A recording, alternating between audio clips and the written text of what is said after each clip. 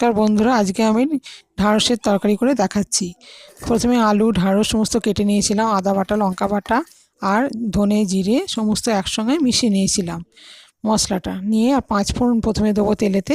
তেলটা গরম করতে বসিয়েছিলাম, নিয়ে গরম হয়ে গেলে, ফোড়নটা হয়ে গেলেই আমি ঢ্যাঁড়সগুলোকে দিয়ে দেবো। ঢ্যাঁড়সগুলো দেওয়া হয়ে গেলে তা খানিকটা নাড়াচাড়া করে একটু লাল লাল মতো ভেজে দেবো, যাতে নালানি ভাবটা না থাকে। এবার খানিকটা নাড়াচাড়া করে যখন ভাজা ভাজা হয়ে যাবে, তার মধ্যে আলুগুলো দিয়ে দেবো। নিয়ে আলুগুলো দিয়েও বেশ খানিকটা নাড়াচাড়া করব। করে এবার খানিকটা যে হয়ে যাবে, নাড়াচাড়া করে তার মধ্যে মশলাগুলো সমস্ত দিয়ে দেবো।